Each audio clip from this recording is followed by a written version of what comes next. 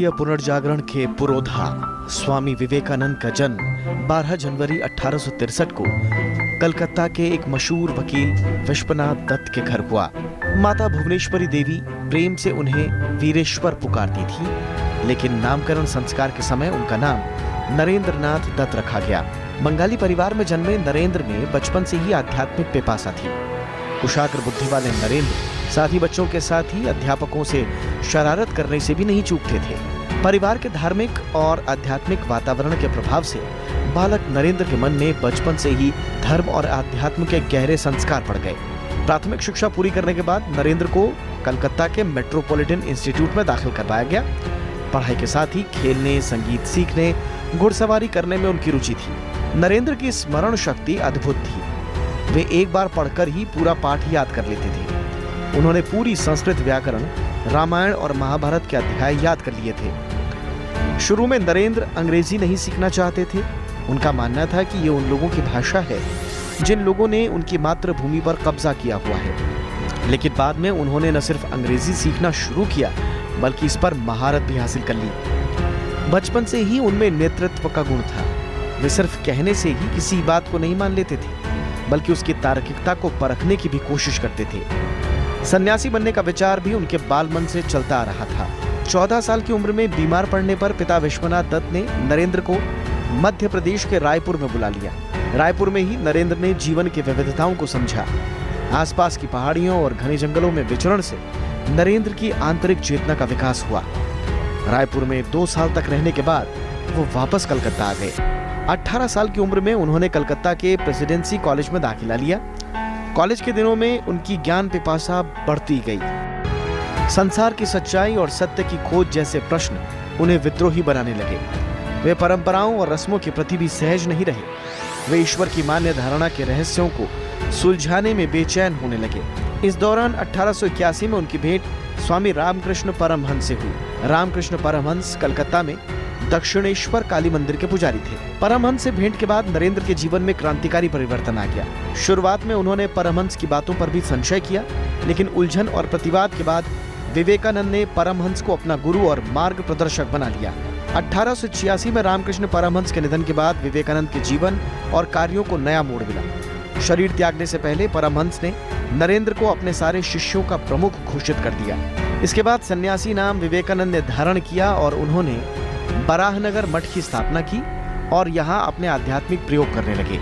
भारतीय मठ परंपरा का पालन करते हुए विवेकानंद ने कई सालों तक भारतीय उपमहाद्वीप के अलग अलग हिस्सों की यात्रा की। सन्यासी के रूप में भगवा वस्त्र धारण कर दंड और कमंडल लेकर देश भर की पैदल यात्रा की। पूरा भारत उनका घर बन गया था और सारे भारतीय उनके भाई बहन। 1893 में अमेरिका के शिकागो की विश्व धर्म संसद विवेकानंद के जीवन में नया मोड़ साबित हुई। राजस्थान में खेतड़ी के राजा अजीत सिंह के आर्थिक सहयोग से स्वामी विवेकानंद शिकागो के धर्म संसद में शामिल हुए। यहाँ उन्होंने भारत की ओर से सनातन धर्म का प्रतिनिधित्व किया। 11 सितंबर 1993 को धर्म संसद में विवेकानंद के दिए उत्कृष्ट भाषण से पूरी दुनिया में भारत का मान बढ़ गया। करीब 4 साल तक उन्होंने अमेरिका के कई शहरों, लंदन और पेरिस में व्याख्यान दिए। उन्होंने जर्मनी, रूस और पूर्वी यूरोप की यात्राएं भी की। हर जगह उन्होंने वेदांत के संदेश का प्रचार किया। हर जगह उन्होंने समर्पित शिष्यों का समूह बनाया।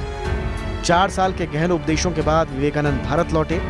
स्वामी विवेकानंद ने 1 मई 1897 को कलकत्ता के बेलूर में रामकृष्ण मिशन की स्थापना की। इसके जरिए रामकृष्ण परमहंस के विचारों के साथ ही वेदांत ज्ञान के अध्ययन प्रचार को सुनिश्चित किया। विवेकानंद ने दीन दुखियों की सेवा को सबसे बड़ा धर्म बताया। विवेकानंद ने अपने साथियों और शिष्यों से कहा कि अगर वे ईश्वर की सेवा करना चाहते हैं तो गरीबों और जरूरतमंदों की सेवा करें। विवेकानंद का मानना था कि निर्धन और जरूरतमंदों के अंदर ही ईश्वर वास करता है। हालांकि अथक मेहनत की वजह से स्वामी विवेकानंद का स्वास्थ्य लगातार गिरते जा रहा था। दिसंबर 1898 में धर्म सम्मेलनों में हिस्सा लेने के लिए फिर से वो अमेरिका और यूरोपीय देशों में गए। वहां से भारत लौटने के बाद 4 जुलाई 1902 को विवेकानंद ने बेलूर मठ में अपने प्राण त्याग दिए। 39 साल की अल्प आयु में ही उन्होंने पूरी दुनिया में अध्यात्म की अलग जगाई। विवेकानंद भारत के आध्यात्मिक गगन के चमकते सूरज हैं, जिनके विचार और कार्य आज भी मानव समाज को आलोकित कर रहे हैं। स्वामी विवेकानंद के विचारों पर सबसे गहरा प्रभाव प्राचीन भारतीय दर्शन, खासकर वेदांत दर्शन का है। इसके अलावा उनके दर्शन पर बौद्ध दर्शन का प्रभाव भी स्पष्ट दिखाई देता है। अंधविश्वास और रूढ़िवादी कुरीतियों के विरुद्ध जो उनका प्रतिवाद है, वो ब्रह्म समाज के प्रभाव में है। इसके अलावा गीता की बातों का भी विवेकानंद के विचारों पर गहरा असर देखा जा सकता है। इन सब के परे विवेकानंद के जीवन, मन और विचारों पर सबसे ज्यादा प्रभाव उनके गुरु स्वामी रामकृष्ण परमहंस का था। रामकृष्ण परमहंस ने ही विवेकानंद को आध्यात्मिक अनुशासन और चिंतन की दीक्षा दी। विवेकानंद का दर्शन कई अर्थों में आध्यात्मवाद का दर्शन कहा जा सकता है। इनके दार्शनिक विचार तत्वमीमांसीय आध्यात्मवाद का उदाहरण है। विवेकानंद की मान्यता है कि सत्य मूलतः आध्यात्मिक है। विवेकानंद का आध्यात्मवाद एकवादी है। विवेकानंद का मानना है कि ब्रह्मवाद, अमूर्त एकवाद और ईश्वरवाद ये सभी सत्य को समझने के हमारे अलग अलग प्रकार हैं। इस रूप में विवेकानंद मूल तत्व यानी सत्य की व्याख्या में एकवादी और ईश्वरवादी दोनों व्याख्याओं के बीच सहज भाव से विचरण करते हैं। विवेकानंद एक दृष्टि से सर्वेश्वरवादी हैं, लेकिन उन्होंने ईश्वर को व्यक्तित्वपूर्ण भी कहा है। विवेकानंद की ईश्वर में गहरी आस्था है और उनकी आस्था की अभिव्यक्ति इस विश्वास में होती है कि ईश्वर में बिना आस्था रखे जीना असंभव है। विवेकानंद का कहना है कि यह संभव नहीं है कि हम जगत और आत्मा की सत्ता को स्वीकार कर लें और ईश्वर की सत्ता को नकार दें। विवेकानंद ईश्वर के अस्तित्व को स्थापित करने का एक आधार सभी वस्तुओं में निहित एकत्व को मानते हैं। विवेकानंद ईश्वर की साक्षात अनुभूति को भी संभव मानते हैं। विवेकानंद ने अपने दर्शन में सृष्टिवाद और विकासवाद दोनों के लिए स्थान बनाया है। नव वेदांतवादी विवेकानंद के जगत विचार में माया का भी स्थान है। ये शंकर के माया विचार के समान होते हुए भी इससे अलग है। शंकर जहां माया को शक्ति मानते हैं जो भ्रांति उत्पन्न करती है, लेकिन विवेकानंद का कहना है कि माया भ्रांति नहीं है, बल्कि माया जगत का एक तथ्यात्मक विवरण है। जगत में व्यक्त विरोध ही माया है। विवेकानंद के मानव विचार में भौतिक और आध्यात्मिक दोनों पक्षों का समन्वित और व्यवस्थित रूप से प्रस्तुतिकरण है। हालांकि विवेकानंद भौतिक पक्ष को निम्नतर पक्ष और आध्यात्मिक स्वरूप को उच्चतर पक्ष मानते हैं। विवेकानंद ने अमरता को आत्मा की विशिष्टता बताया है, जो पुनर्जन्म से शुरू होकर पुनर्जन्म से मुक्ति पर खत्म होती है। आत्मा अमरता की अनुभूति कैसे कर सकती है, इसके लिए विवेकानंद ने ज्ञान योग, भक्ति मार्ग और कर्म मार्ग का विश्लेषण किया है। इसके अलावा राजयोग का भी जिक्र किया है, जिसमें अमरता की प्राप्ति के लिए मन और शरीर के पूर्ण नियंत्रण और अनुशासन शामिल हैं।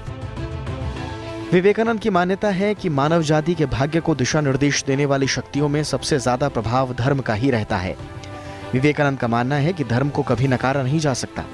उनका कहना है कि धर्मों की विभिन्नता, उनका आपसी मतभेद और विवाद धर्मों के जीवन के लिए अनिवार्य हैं। विवेकानंद का कहना है कि धर्म सार्वभौम कैसे हो पाएगा, इस प्रश्न के समाधान में ही सार्वभौम धर्म का स्वरूप उभरता है।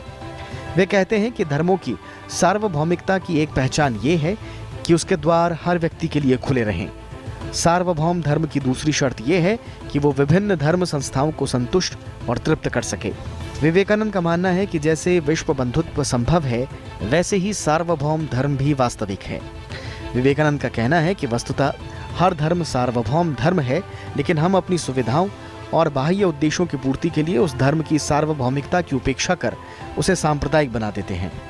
आगे चलकर वे स्पष्ट करते हैं कि सार्वभौम धर्म बनाने का अर्थ अलग से किसी धर्म को मानने की आवश्यकता नहीं है। विवेकानंद कहते हैं कि सार्वभौम मानसिकता से सोचें तो हम सभी धर्मों की एक समानता को देख पाएंगे।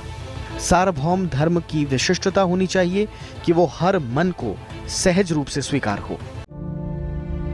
अमेरिका के बहनों और भाइयों, आपके इस स्नेहपूर्ण और जोरदार स्वागत से मेरा दिल अपार हर्ष से भर गया है। मैं आपको दुनिया की सबसे प्राचीन संत परंपरा की तरफ से धन्यवाद देता हूं। मैं आपको सभी धर्मों की जननी की तरफ से धन्यवाद देता हूं और सभी जाति संप्रदाय के लाखों करोड़ों हिंदुओं की तरफ से आपका आभार व्यक्त करता हूं। मेरा धन्यवाद कुछ उन वक्ताओं को भी है जिन्होंने इस मंच से ये कहा कि दुनिया में सहनशीलता का विचार सुदूर पूर्व के देशों से फैला है। मुझे गर्व है कि मैं ऐसे धर्म से आता हूं जिसने दुनिया को सहनशीलता और सार्वभौमिक स्वीकृति का पाठ पढ़ाया है।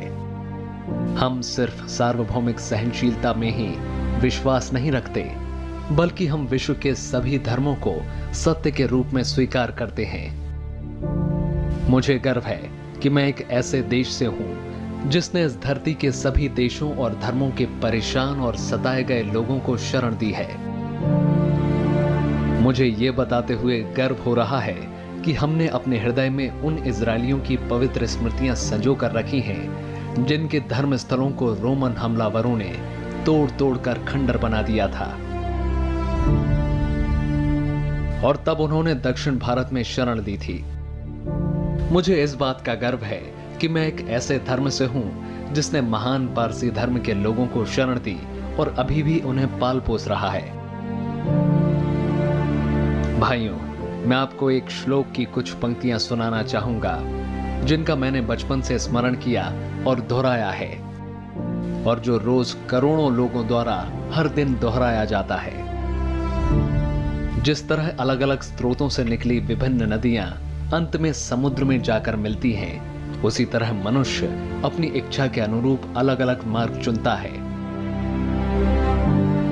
वे देखने में भले ही सीधे या टेढ़े मेढ़े लगें, पर सभी भगवान तक ही जाते हैं। वर्तमान सम्मेलन, जो कि आज तक की सबसे पवित्र सभाओं में से एक है, गीता में बताए गए इस सिद्धांत का प्रमाण है। जो भी मुझ तक आया है, चाहे वह कैसा भी हो, मैं उस तक पहुंचता हूं। लोग चाहे कोई भी रास्ता चुने, आखिर में मुझ तक ही पहुंचते हैं। सांप्रदायिकताएं, कट्टरताएं और इसके भयानक वंशजों की हठ धर्मता ने लंबे समय से पृथ्वी को अपने शिकंजों में जकड़ा हुआ है। इन्होंने पृथ्वी को हिंसा से भर दिया है। कितनी बार ही ये धरती खून से लाल हुई है। न जाने कितनी सभ्यताएं तबाह हुई हैं और कितने देश मिटा दिए गए हैं। अगर ये भयानक राक्षस नहीं होते तो आज मानव समाज कहीं ज्यादा उन्नत होता, लेकिन अब उनका समय पूरा हो चुका है। मुझे पूरी उम्मीद है कि आज इस सम्मेलन का शंखनाद सभी हठ धर्मिताओं, हर तरह के क्लेश और सभी मनुष्यों के बीच की दुर्भावनाओं का विनाश करेगा,